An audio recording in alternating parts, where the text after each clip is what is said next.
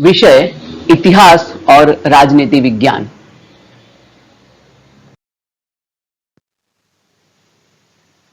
ऐतिहासिक धरोहरों का संरक्षण, कक्षा 10वीं।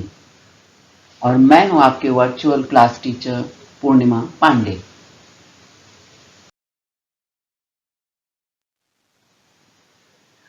इतिहास के अध्ययन में संग्रहालय और पुस्तकालय का जो महत्व है उसे बताना आना। जब हमारे विद्यार्थी इस पाठ का गहराई से अध्ययन कर लेंगे तो उसके बाद उनके अंदर जिन क्षमताओं का विकास होगा वो क्षमताओं के बारे में हम यहाँ चर्चा कर रहे हैं। इतिहास के अध्ययन द्वारा वस्तुनिष्ठ विश्लेषण करना संभव होता है। यह भावना भी उन विद्यार्थियों के अंदर विकसित होगी। इतिहास का समन्वय अन्य अध्ययन क्षेत्रों के साथ स्थापित करने में वे समर्थ होंगे।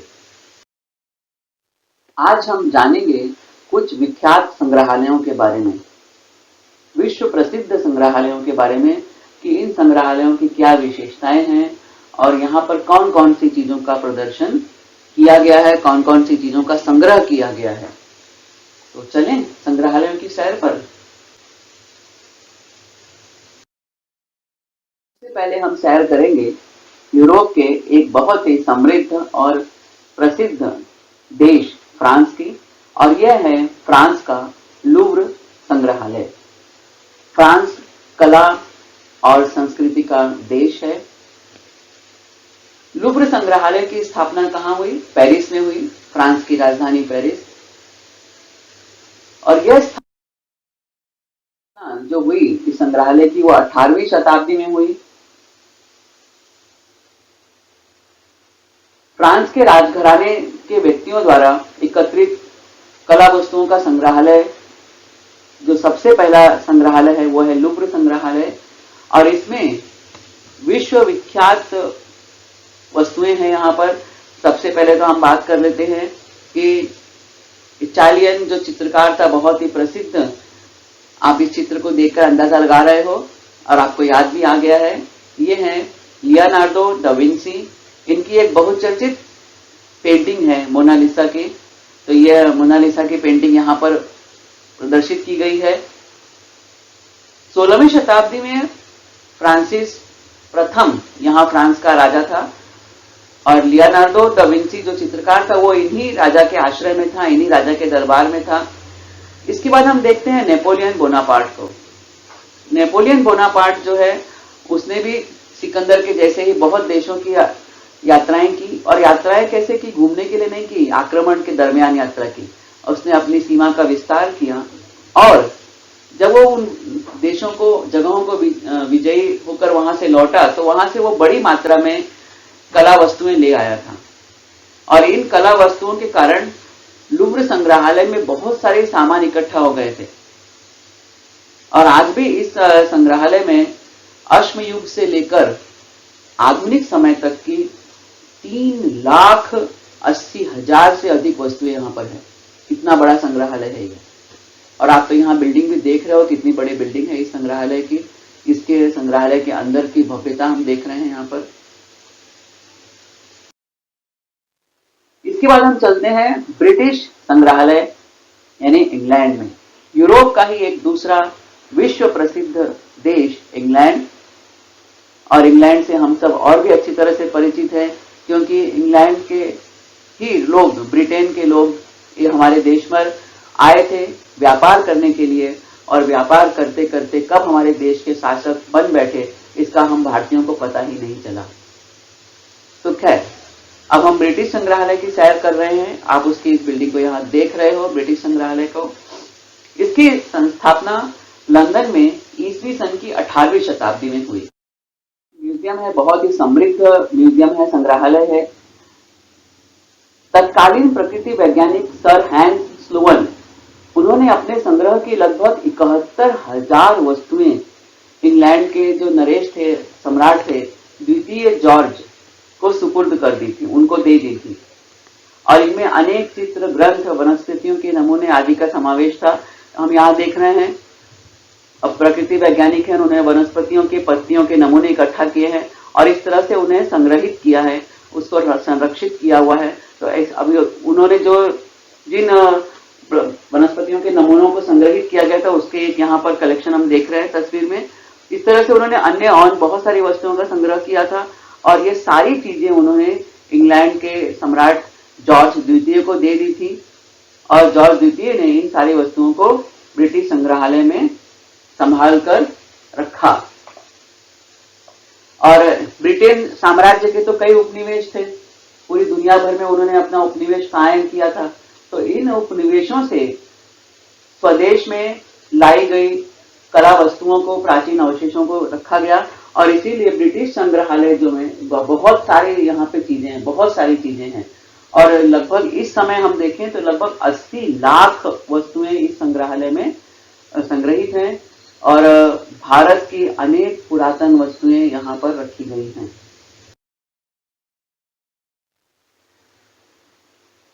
ये है हमारे वैज्ञानिक सर हैंस स्लोवन, ब्रिटेन के संग्रहालय को जिन्होंने अपनी वस्तुएं दे दी थी और हम देख रहे हैं कि बहुत सारी चीजें उनके पास संकलित थी।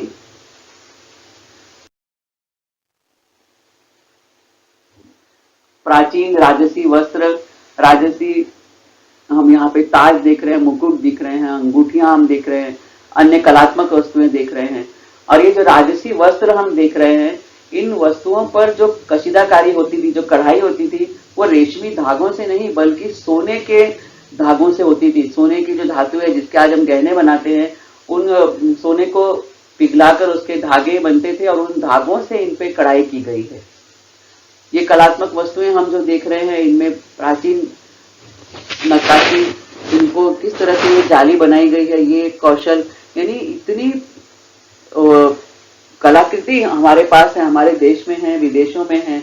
और जैसा कि हमने बताया कि ब्रिटिश जो संग्रहालय है वहां पर तो भारत की अनेक पुरातन वस्तुएं रखी गई हैं, तो उसमें से बहुत सारी चीजें बेशकीमती हैं और हमारे देश की समृद्ध विरासत को प्रस्तुत करती हैं, उसके बारे में एक हमें जानकारी देती हैं।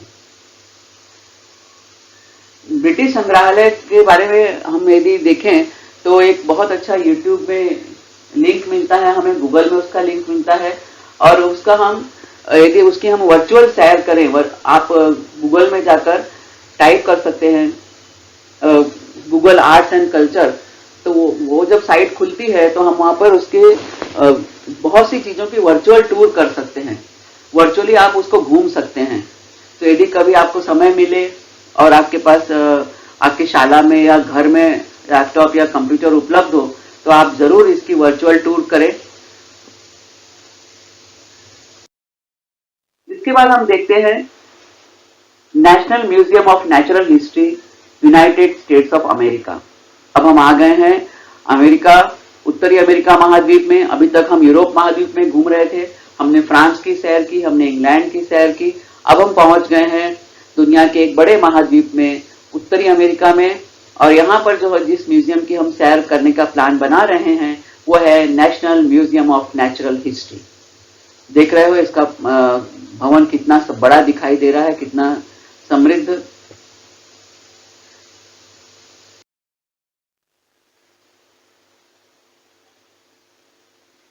यहाँ पर भी बहुत सारे, अब नेचुरल, हमने बोला नेचुरल हिस्ट्री वाला है ये म्यूजियम, तो यहाँ पर प्राकृतिक इतिहास का एक संग्रहालय है।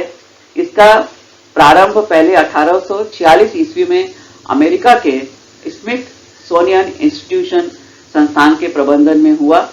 यहाँ वनस्पतियों, प्राणियों के अवशेषों और जीवाश्म, खनिजों, पत्थरों, मानव प्रजातियों के जीवाश्मों और पुरातन वस्तुओं के 12 करोड़ से अधिक नमूने संग्रहित है। 12 करोड़, बाप रे, कितनी बड़ी संख्या में यहाँ पर मानव प्रजातियों के जीवाश्म, प्राणियों के जीवाश्म, उनके अवशेष और न जाने कितनी वस्तुएं यहाँ पर संग्रहित हैं।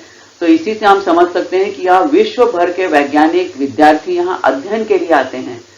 पर्यटक जो जाते हैं वो जाते ही हैं, लेकिन इसके अलावा अध्ययन करने के लिए भी लोग यहाँ पर जाते हैं।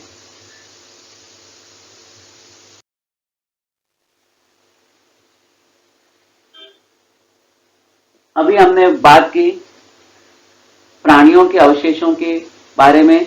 अब यहाँ पर इस तरह से, अब ये ऐसा तो कोई हाथी, इतना तो पुराना हाथी हमें ऐसे मिलेगा नहीं, तो ये उसकी प्रतिकृति बनाई गई है और बच्चों हमने चर्चा की थी पिछले वीडियोस में कि प्रतिकृति बनाने का कौशल यानी मॉडल बनाने का कौशल। अब आप देख रहे हो कि इसके जो कान बने हैं हाथी के, इस पे जो सिलवटें पड़ी हुई हैं, इसकी चमड़ी पर जो सिलवटें दिख रही हैं, कितने बारीकी से इसका निर्माण किया गया है। यानी हमें ऐसा देखने पे लगेगा ही नहीं कि ये प्रतिकृति है या मॉडल है। एक बार यदि हम दूर से देखें तो लगेगा अरे ये तो बिल्कुल असली हाथी जैसा लग रहा है। तो इस तरह की वस्तुएं वहां पर म्यूजियम में प्रदर्शित हैं। अब हम देख रहे हैं यहाँ पर ये डायनासोर का एक मॉडल बनाया गया है। तो कितना सजीव मॉडल है, ऐसा लगता है देखने पर कि हाँ ये सचमुच उसके अस्थि कंकाल इस तरह से हमें मिले हैं। लेकिन ये सचमुच ऐसा मिला नहीं है, ये तो मॉडल बनाया गया है, प्रतिकृति बनाई गई है। तो ये प्रतिकृति बनाने का कौशल, इसके लिए भी आवश्यक प्रशिक्षण की आवश्यकता होती है। ये सारी चीजें ब्रिटिश संग्रहालय के सेक्शन में वहां पे हमें देखने को मिल जाती हैं, या अमेरिका के जो ये नेचुरल हिस्ट्री का जो म्यूजियम है यहाँ पर भी इस तरह की चीजें देखने को मिलती हैं। और जिसकी मैंने आपसे चर्चा की कि आप वर्चुअल टूर का जो सेक्शन है वो जरूर जाएं और वहां पे ब्रिटिश म्यूजियम को हम एक्सप्लोर करें, तो वहां पर ये सारी चीजें हमें देखने को मिलेंगी। और ये सब वर्चुअल टूर हम जब करते हैं किसी संग्रहालय का या लाइब्रेरी का, तो वहां पे अलग अलग सेक्शन हमें देखने को मिलते हैं। तो ब्रिटिश म्यूजियम में तो भारत का सेक्शन है, इजिप्ट का सेक्शन है, दुनिया के अलग अलग देशों का वहां सेक्शन बना हुआ है और उन देशों से संबंधित वस्तुएं भी वहां प्रदर्शित की गई हैं।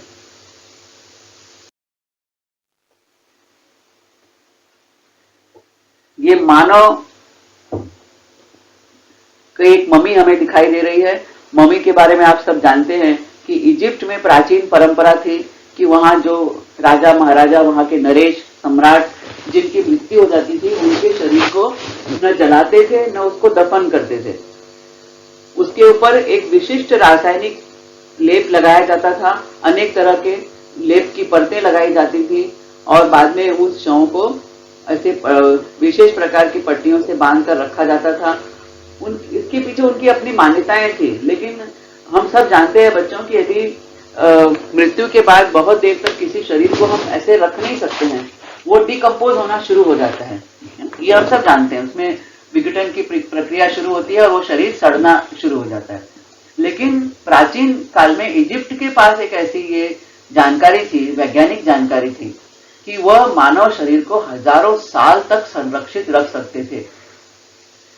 और इस जो ये संरक्षित रखने का जो बाद में जो मॉडल बनता था, इसे हम ममी कहते हैं। तो पिरामिड्स जो है, विश्व प्रसिद्ध पिरामिड, वो क्या है, वहां पर बहुत सारी इस तरह की ममीज रखी गई हैं।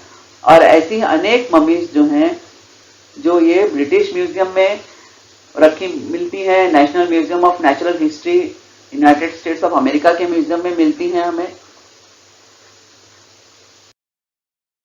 अब हम दुनिया की सैर कर चुके, बड़े बड़े देशों की हमने सैर की। अब हम आते हैं अपने देश भारत में और हम भारत के प्रसिद्ध संग्रहालयों की सैर पर चलते हैं। तो हम 5 म्यूजियम के बारे में मुख्य रूप से जानकारी प्राप्त करेंगे। Indian museum Kolkata, national museum Delhi, Chhatrapati Shivaji Maharaj Vastu Sangrahalaya Mumbai, सालार जंग म्यूजियम हैदराबाद और विश्व प्रसिद्ध the calico museum of textiles Ahmedabad. Ahmedabad यानी गुजरात।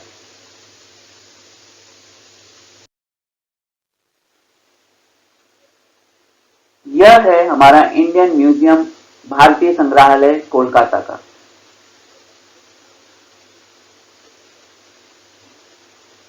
कोलकाता का भारतीय संग्रहालय भारत के प्रथम संग्रहालय के रूप में जाना जाता है और एशियाटिक सोसाइटी ऑफ बंगाल, इस संस्थान के द्वारा 1814 ईस्वी में इसकी स्थापना हुई थी।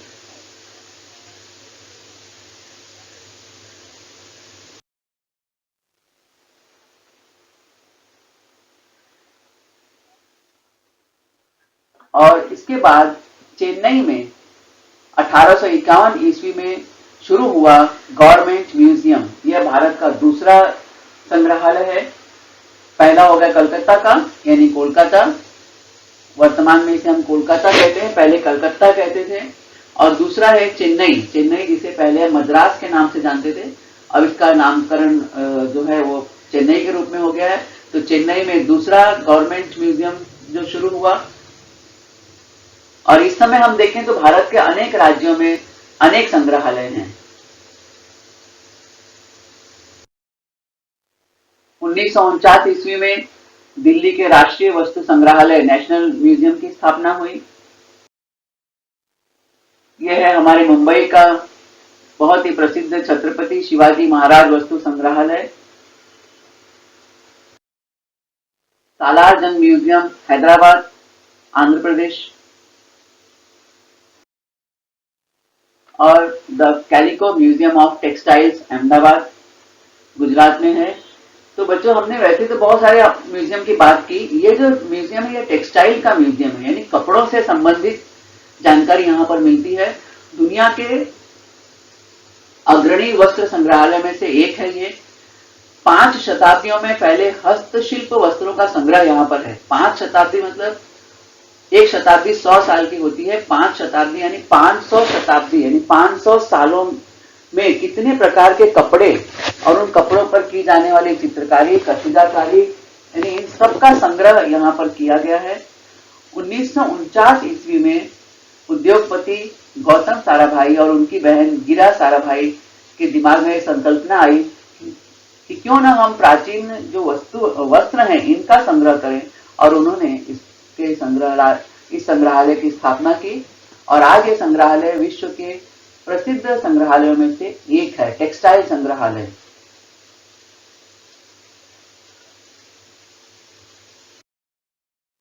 अधिकांश बड़े संग्रहालयों के अपने अभिलेखागार और ग्रंथालय होते हैं। हमने जाना है संग्रहालय, अभिलेखागार और ग्रंथालय में क्या अंतर है, इसके बारे में हम चर्चा कर चुके हैं। तो इसी तरह से भारत में कुछ प्रमुख संस्थान और विश्वविद्यालय हैं जो संग्रहालय विज्ञान से संबंधित स्नातक और पदवी का पाठ्यक्रम उपलब्ध कराते हैं। जो संग्रहालय है वो विश्वविद्यालयों के साथ जुड़े हुए रहते हैं, अटैच रहते हैं, और इन संग्रहालयों के माध्यम से विविध पाठ्यक्रमों का अध्यापन किया जाता है। भारत में भी ये ऐसी सुविधा उपलब्ध है। तो भारत के जो प्रमुख संस्थान हैं और विश्वविद्यालय जिनके माध्यम से हम ये संग्रहालय विज्ञान से संबंधित पाठ्यक्रम का अध्ययन कर सकते हैं, वो कौन कौन से हैं? राष्ट्रीय वस्तु संग्रहालय दिल्ली, महाराज सयाजीराव विश्वविद्यालय वडोदरा, कोलकाता विश्वविद्यालय कोलकाता, बनारस हिंदू विश्वविद्यालय वाराणसी और अलीगढ़ मुस्लिम विश्वविद्यालय अलीगढ़ उत्तर प्रदेश, जीवाजी विश्वविद्यालय ग्वालियर मध्य प्रदेश, वाराणसी यह भी उत्तर प्रदेश का है, कोलकाता पश्चिम बंगाल और वडोदरा गुजरात, दिल्ली हम सब जानते हैं हमारे देश की राजधानी। तो ये सब जो विश्वविद्यालय हैं यहाँ पर संग्रहालय विज्ञान से संबंधित पाठ्यक्रम चलाया जाता है। और इसके बारे में यदि हम जानकारी लेना चाहें तो इनकी साइट पर जाके हम गूगल पर हमें बहुत सारी जानकारी मिल जाती है। तो विद्यार्थी बच्चों, यदि आप लोगों में से किसी को इंटरेस्ट है कि हमें इतिहास में कुछ करना है, हमें संग्रहालय विज्ञान से संबंधित कोई पाठ्यक्रम करना है, तो आप ये जानकारी अपने दिमाग में रख सकते हैं कि भविष्य में हम ऐसा कुछ अध्ययन करना चाहें तो यहाँ पर हम संपर्क कर सकते हैं।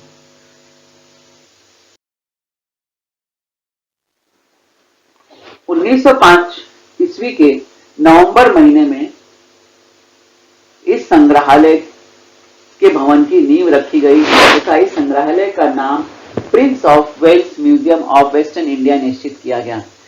बच्चों, कुछ अंदाजा लग रहा है मैं किस बारे में ये बात कर रही हूँ? सोचो, जब तक आप सोचते हो मैं आगे चलती हूँ, 2-3 मुद्दे और बताऊंगी, तब तक शायद आपको याद आ जाएगा। 1998 ईस्वी, अब कहाँ देखो, हम 1905 की बात कर रहे थे और अब हम पहुंच गए 1905 के बाद कहाँ, 1998 ईस्वी में संग्रहालय का नाम बदलकर छत्रपति शिवाजी महाराज वस्तु संग्रहालय कर दिया गया।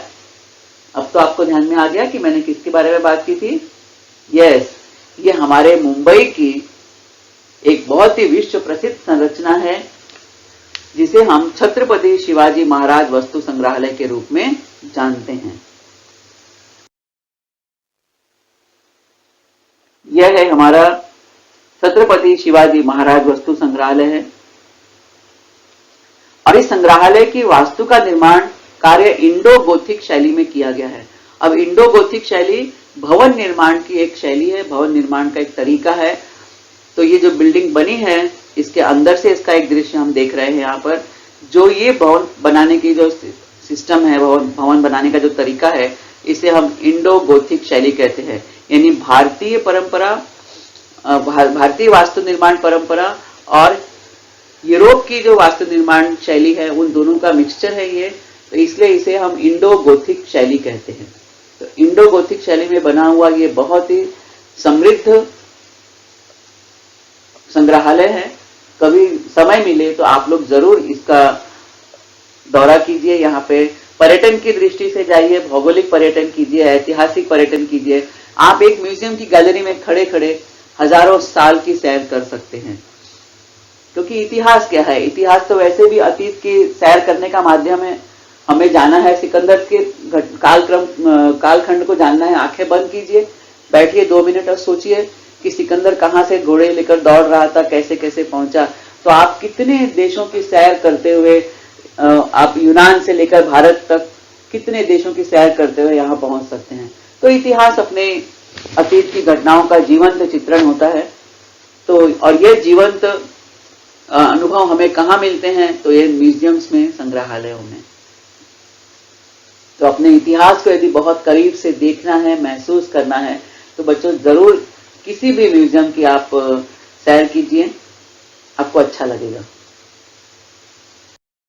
बच्चों अभी हमने मुंबई के छत्रपति शिवाजी महाराज वस्तु संग्रहालय की सैर की। इसके पहले हम कोलकाता के हमने म्यूजियम को देखा, हमने चेन्नई के म्यूजियम को देखा, दिल्ली के म्यूजियम को देखा और उनके बारे में संक्षिप्त जानकारी प्राप्त की। अगले वीडियो में हम जानकारी प्राप्त करेंगे ग्रंथालय और अभिलेखागार के बारे में। तो यहाँ विराम लेते हैं।